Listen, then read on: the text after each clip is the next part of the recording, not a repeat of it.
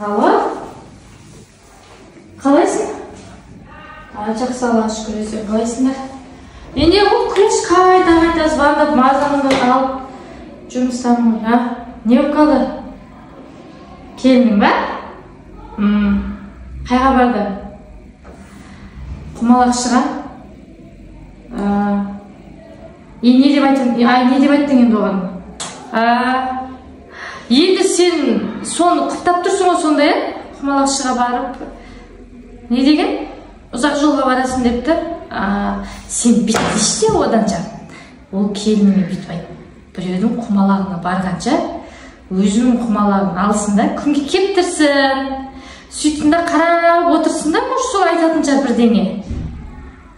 Енді будущийін да енді. Сол айдаладағы біреудің құмалағына барып, қарап жүруге деп айтқаным ғой енді. Жоқ, кекетіп атқан жоқ. Мен енді қарасай, енді по делу, по факту қарасай. Сенің келініңді жібердің Құмалақшыға. Ол не деді? Алыс жолға барайын деп жатыр. Сол Кореяға өте алмай жатыр ма сол? Содан ба ары бері жүгіріп жүргендерің. Енді айтты сол келініңе. Дәретханаға барсын да, құмалағын күнге кептірсін да, қарасын сол бүйтіп лақтырып жүрсін, шаш жүк қарасын, может сол бірдеңені айтатын шығар деймін да. Қиын болып жатыр, туалетке ақ басын тығып қарасын, сұрасын, не дейді екен ананың бәрі. Енді қарасай енді. Сен менен сұрап жатсың, енді қара. Вообще, құмалақ деген ол, мысалы, малдың керек емес нәрсесі, адамның керек емес нәрсесі қой, дұрыс па? Енді содан сендер не сұрайсыңдар сонда? Мен, мысалы, туалеттің ішіне барып, маған бірдеңе берші, будущийін берші деп сұрайын ба мен сонда? Енді сен логически ойласа енді сол. Конечно, болмайды, не түсіндіре алмай жатыр мен саған. Аллах тағала айтады, любой нәрсені менен сұраңдар дейді.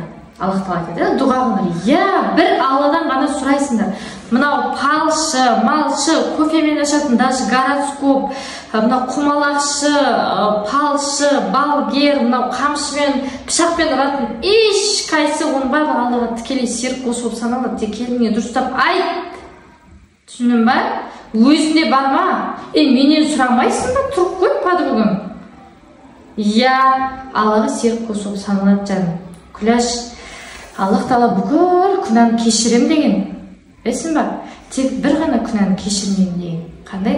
Ол біліп тұрып маған серік қосқанын мен ешқашан кешірмеймін деген. Өлмейтін болсам, онда өзің жасай бер, палшыларына барып. Бірақ бәріміз өлеміз ғой. Енді білесің ғой, мен миымды ашты бір 10 минут тыңдаса енді. Сол үшін палшы, малшы, құмалақшы дегенге жол аштыратын ол тек бір Алла ғана. Олар ашпайды. Бір тәуіптің ішіне 1 миллионнан 2 миллионға дейін жын болады, білесің ба? Сен барғаннан кейін осы адамға барып тұрмын деп ойлайсың ба? Олардың көз көрмейді, құлағы естімейді, білесің ба? Конечно, олар зомби болып қалған. Сен шайтаны в человеческом обликемен сөйлесіп тұрсың, білесің ба?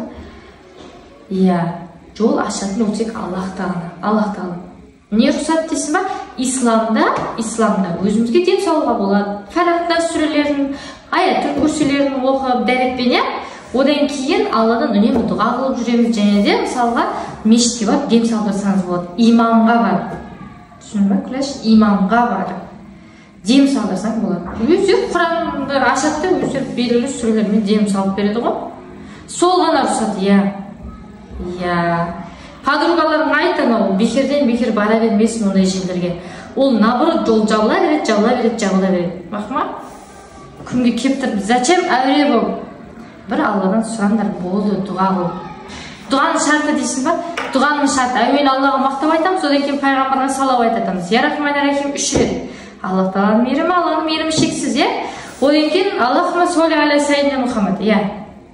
Мұхаммед пайғамбарымыз саллаллаху алейхи вассаламға сенің игілігімен сәлем берекетін болсын деген мағынаны білдіреді. Содан кейін барып Аллахның жайымызды Алладан не сұрағың келеді, соны бәрін сұра. Күмән болмау керек. Егер күмән болса, мына исламның 71 тармағы ма, 73 тармағы, соның барлығына кіріп кетесің сен. Егер де жүрегіңде күмән болса, Алладан сұрайсың, 100% Аллаға сенесің, Аллах тағала орындайтынына. Бірақ сабыр қылып күтеміз. Болды. Түсінікті ғой, Вот сол подругамен звондамайсың ба, соны түсінсең енді. болды, ондай нәрселердің бәрін тоқтатыңдар енді. Бір Алладан сұраңдар, болды. Иә, жақсы, рахмет. Аман бол.